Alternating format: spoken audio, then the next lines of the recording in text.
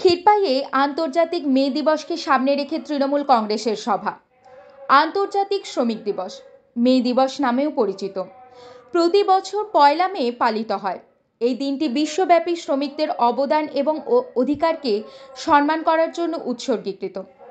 আমাদের সমাজ গঠনে তাদের গুরুত্বপূর্ণ ভূমিকাকে স্বীকৃতি দেয়। এই গুরুত্বপূর্ণ উপলক্ষটি স্মরণ করার সময় আসুন শ্রম দিবস সম্পর্কে 4টি আকর্ষণীয় তথ্য অন্বেষণ করি, যা আপনি আগে জানতেন না। 19 শতকে শ্রমিক আন্দোলন থেকে শ্রমিক দিবসের উৎপত্তি, যেখানে শ্রমিকরা আরও ভালো কাজের পরিবেশ, সংক্ষিপ্ত কাজের সময় এবং সংগঠিত হওয়ার অধিকারের জন্য লড়াই করেছিলেন। 1882 সালে সেন্ট্রাল লেবার ইউনিয়নের আয়োজনে নিউ ইয়র্ক সিটিতে প্রথম শ্রমিক দিবসের কুচকাওয়াজ অনুষ্ঠিত হয়েছিল। বিশ্বব্যাপী 80টিরও বেশি দেশে শ্রমিক দিবস পালিত হয়। প্রতিটি দেশ তার নিজস্ব অনন্য উপায়ে দিবসটি পালন করে। হে মার্কেট অ্যাফেয়ারের স্মরণে 1লা মে শ্রমিক দিবস হিসাবে বেছে নেওয়া হয়েছিল। শ্রমিক আন্দোলনের ইতিহাসে একটি গুরুত্বপূর্ণ ঘটনা, যেখানে শ্রমিকরা 8 ঘন্টা কর্মদিবসের জন্য প্রতিবাদ করেছিলেন।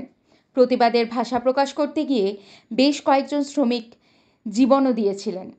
মার্কিন মুলুকে শহীদ হয়ে যাওয়া শ্রমিকদের শ্রদ্ধা জানাতে মে দিবস পালিত হয়। আজ পশ্চিম মেদিনীপুরের ক্ষীরপাইয়ের চন্দ্রকোনার এক ব্লক আইএনটিটিইউসির উদ্যোগে একটি সভার আয়োজন করে। একদিকে শ্রমিকদের শ্রদ্ধা জানানো হয় এবং আগত লোকসভা নির্বাচনে তৃণমূল কংগ্রেস প্রার্থী মিতালি বাগকে ভোট দিয়ে জয়যুক্ত করার আহ্বানও জানানো হয়। উপস্থিত ছিলেন ক্ষীরপাই পৌরসভার চেয়ারম্যান দুর্গাশঙ্কর পান, কাউন্সিলর বীরেশ্বর পাহাড়ি, ব্লক সভাপতি মহাদেব মল্লিক, আইএনটিটিইউসির সভাপতি দেবদাস পাল, ঘাটাল সাংগঠনিক জেলা সম্পাদক ত্রিদীপ চক্রবর্তী ও পঞ্চায়েত সমিতির সভাপতি সূর্যকান্ত দোলই সহ ক্ষীরপাই পৌরসভার প্রতিটি কাউন্সিলর ও ক্ষীরপাই শহর তৃণমূল কংগ্রেসের সহসভাপতি তারকনাথ মণ্ডল সহ তৃণমূল কংগ্রেস নেতা প্রসেনজিৎ ঘোষ। আপনারা দেখছেন সত্যের সন্ধানে নিরপেক্ষই লক্ষ্য। সব ধরনের খবরের আপডেট পাওয়ার জন্য ইউটিউব চ্যানেলটি সাবস্ক্রাইব করুন, ফেসবুক পেজটি ফলো করুন, লাইক, কমেন্ট, শেয়ার করতে ভুলবেন না।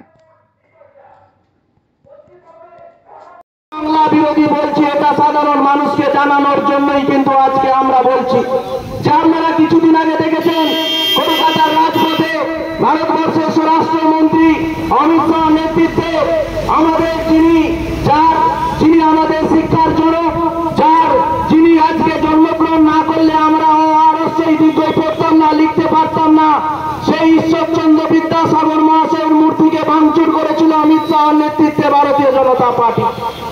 আজকে আমরা বাংলা বিরোধী কেন বলছি?